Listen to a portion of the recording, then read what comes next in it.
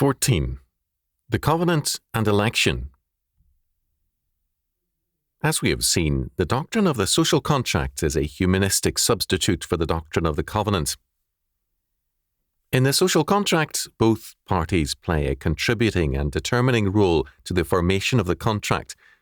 There is thus an implicit equality in the social contract doctrine. This implicit equality was a contributing factor to the revolutionary ferment which followed the doctrine. The old order sees revolution as a violation of order. The revolutionist sees revolution as the exercise of a sovereign right to negate an invalid contract. In a social contract, both parties say, at the onset, I choose, and either can say, at a given point, I reject the contract as invalid for me. The covenant rests on the doctrine of God because it is established by God in terms of His nature, purpose, and will. In God's covenant, only one party, God, can say, I choose. Man can only say, I am chosen by His sovereign grace. The choice is entirely God's. Man's response must be faith, obedience, and service. As a result, God instructs Israel as to their duty. Deuteronomy chapter 7 verses 1 to 5, and declares, For thou art a holy people unto the Lord thy God. The Lord thy God hath chosen thee to be a special people unto Himself, above all people that are upon the face of the earth. The Lord did not set His love upon you, nor choose you, because ye were more in number than any people, for ye were the fewest of all people. But because the Lord loved you, and because He would keep the oath which He had sworn unto your fathers, hath the Lord brought you out with a mighty hand, and redeemed you out of the house of bondmen, from the hand of Pharaoh king of Egypt. Know therefore that the Lord thy God, He is God, the faithful God, which keepeth covenant and mercy with them that love Him, and keep His commandments to 1,000 generations, and repayeth them that hate Him to their face, to destroy them. He will not be slack to him that hateth Him, He will repay him to his face. Thou shalt therefore keep the commandments and the statutes and the judgments which I command thee this day, to do them. Deuteronomy chapter 7, verses 6 to 11. Because Israel was God's covenant people, they could not marry outside the covenant. In fact, they were to be in a state of war with God's enemies. The world was to be conquered, either by conversion or dominion over it. The covenant does two things to a covenant people. It marks their election by sovereign grace, and it declares them to be holy, because God separates them to Himself. This juridical holiness must be followed by our personal holiness, and this means obedience, keeping God's commandments or laws. In Deuteronomy chapter 7 verse 9, we have this holiness which is required of covenant man described in summary. Love Him and keep His commandments. Our Lord reminds His disciples of this requirement of covenantal holiness at the Last Supper. If ye love me, keep my commandments. John chapter 14 verse 15. In Deuteronomy chapter 7 verse 10, we are told that failure to do so means to hate God, and it incurs His destroying judgment. We have thus some obvious parallels stated.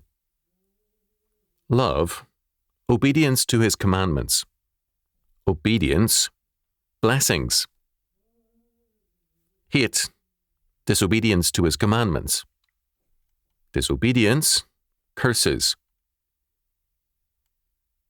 The covenant requires us to read history in terms of this fact. H. Rowley, in The Biblical Doctrine of Election, said, Election is for service. This is emphatically true. The covenant cannot be viewed as a benefit for man, whatever the blessings thereof. Sigmund Freud said of marriage that it was a good solution to the sex problem. Marriage, so viewed, ceases soon to be marriage. If salvation is viewed as a solution to the problem of where we spend eternity, there is not salvation. The covenant and its salvation are God-centered. We are saved to serve God. Our election is for the glory of God. Because our redemption is by God's election, it is God's work that saves us. Hence, the covenant is inclusive of our children, who must be surrendered with all that we are and have to the Lord. Genesis chapter 17, verses 13 to 14 requires the circumcision of male infants. In Colossians chapter 2, verses 10 to 12, baptism is described as the circumcision of Christ, indicating the fact of continuity between circumcision and baptism. Both rest on election. The covenant is a legal fact. It is a treaty made by sovereign grace. It is, however, more than that. It is also a highly personal fact. As Deuteronomy chapter 7, verses 7 and 8 makes clear, God's covenant election and grace are inseparable from his love. Hence, violations of the covenant result in more than legal penalties. They precipitate an intense wrath. A man whom a debtor fails to repay will react to the fact with a reference to a legal collection agency or a lawyer. He may also be irked and even angry, but his reaction will not be the personal hurt and anger aroused by knowledge of his wife's flagrant adulteries. God repeatedly compares covenant breaking with adultery and whoredom to make clear his intense and personal wrath. It is thus one thing for me to break a 55-mile-an-hour speed law, another to break any law of God. The speed limit is the calculated legislation of an impersonal state. My violation of it can result in a monetary fine if I am caught. When I pay my fine, the matter is closed. An offence against God is a personal affront, an act of carelessness for his love at the very least, or a contempt of his person. The covenant in Adam and Noah is made with all men, so that all men are covenant breakers apart from Christ. Ezekiel chapter 16, verses 48 and 49 says of Jerusalem that Sodom is her sister. And in Matthew chapter 10, verse 15, our Lord lists Sodom as a city to be judged on Judgment Day, together with the cities of Judea. The new covenant is simply the broken covenant re-established with a new people.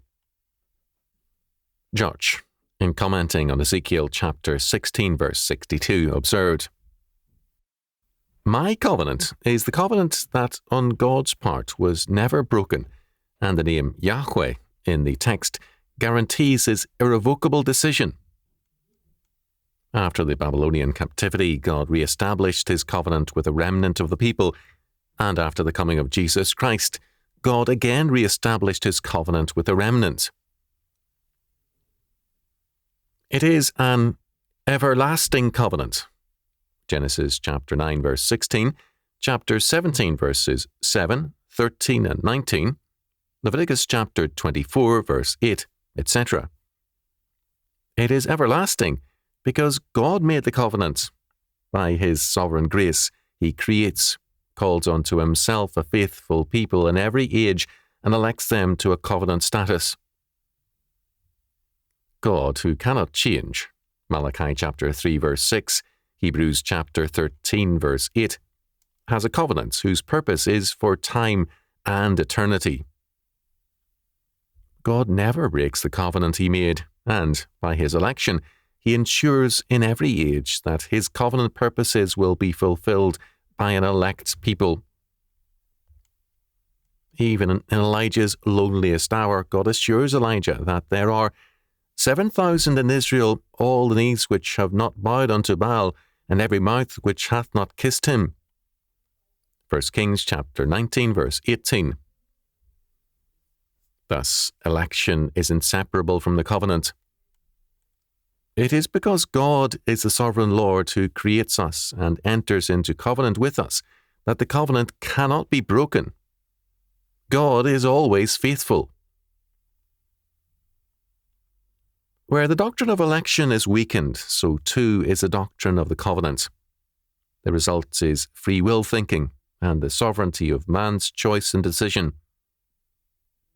Moreover, the doctrine of election and predestination cannot be separated from the covenant without weakening the fact of sovereign grace and without damaging the covenantal purpose of election.